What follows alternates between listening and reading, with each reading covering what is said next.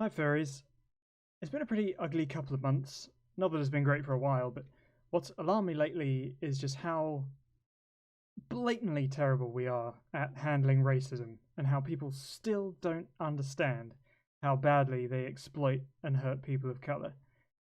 Something that came up last week was a music video with a bunch, and I mean a ton of fursuiters all emulating this hip hop track with all the hallmarks of black music video tropes like twerking, cars, dancing, gestures, etc.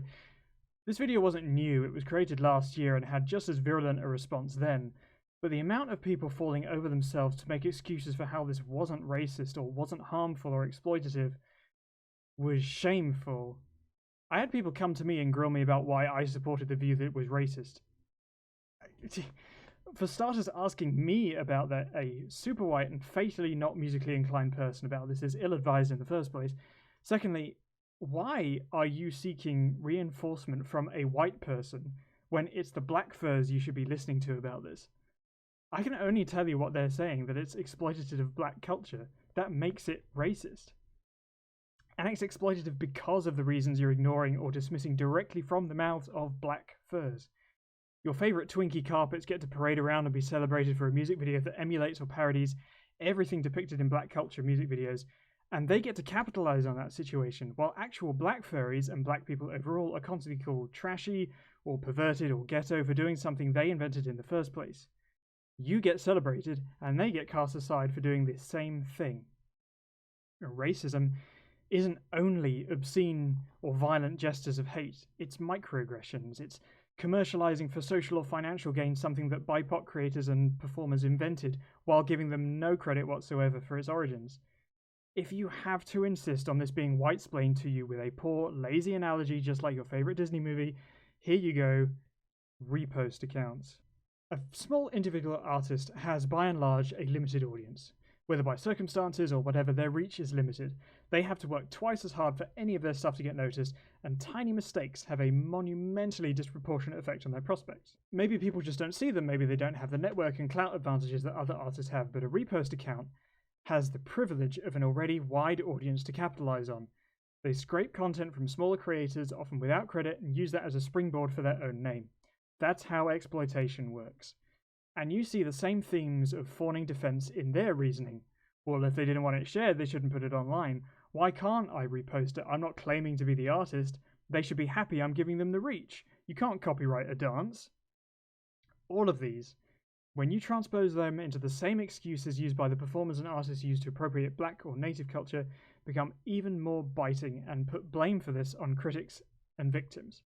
If you, as a performer or their defender, are looking for that one furry of colour who says, sure, I don't care, and ignoring every single one of the others who've been trying to tell you for years that this stuff erases their culture and achievements, you are racist. No BIPOC community is a monoculture, but picking and choosing your argument so you can find the one black furry who says you can use the N-word as a joke, or that native fur who just loves that you bastardize their infamously dangerous monsters, and parading that reasoning around as your vindication is paramount privilege. Yes, this is racist, because you are not the one who gets to decide what is and isn't yours to take, but you're doing everything possible to make excuses for it. Finding accomplices to absolve you of criticism just makes you more exploitative, because it shows you're willing to ignore things that are inconvenient to your argument in order to maintain your comfort and indulgence. You're making your own permission for something you've already stolen. Manufactured, retroactive consent. And that's the thing about racism as a white person. You can't just be passive to be good. You can't just sit there patting yourself on the back saying, well, I'm not racist, just because you don't actively say anything bad. And sure, you might not, but you definitely can't use that as a defense when you're confronted with something that rocks your boat. Insisting that it's not your problem means you're okay with doing nothing in the face of it. You've just ignored any responsibility to change because you denied its potential to exist in you. You don't need to be defensive if you understand the nature of racism, because you should know its saturation in society and your privilege. You do not sit there and coddle your ignorance or mourn your poor assumptions and fantasy rhetoric. Turning away because you feel uncomfortable betrays those who have no choice but to live what you refuse to acknowledge. One of the biggest defenses of the music video I saw was a protestation that they're not all white. The main user is a POC. Like I said, No BIPOC community is a monoculture. Particularly, there are significant ways other cultures exploit or harm black identity and creativity. Anime has a ton of anti-black caricatures, K-pop has notorious issues with racism. Assuming that other marginalized folk can't possibly be complicit in the exploitation of other marginalized groups, especially black people, is immensely naive.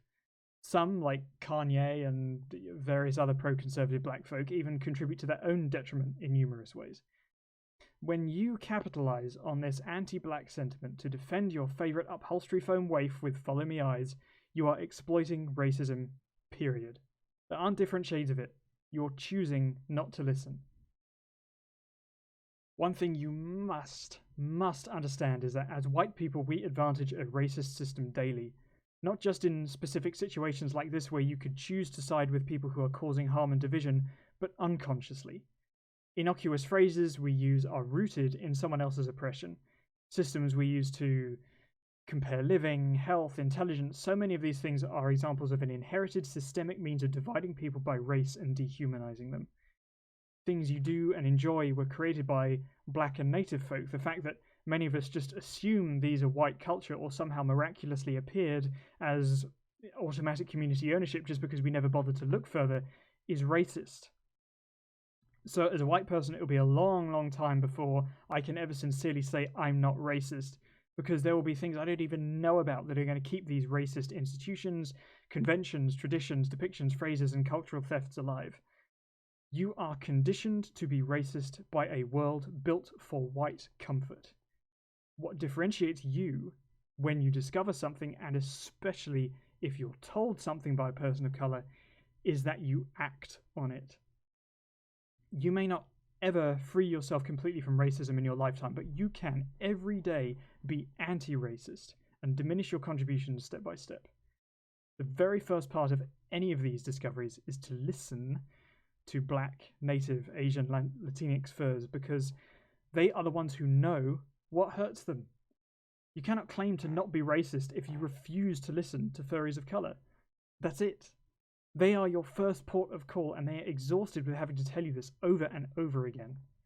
That's the next part of being anti-racist, boosting BIPOC furs through their own voices, not placing yours over the top, not paraphrasing or stealing what they say for your own measure, not turning anti-racism statements into humble brag redemption arcs about how you used to do blackface but you're so much better now. Do not subject black furs to trauma to make yourself a magnanimous ally. You boost and you share them directly and take it all in. You have to mean you support what they say.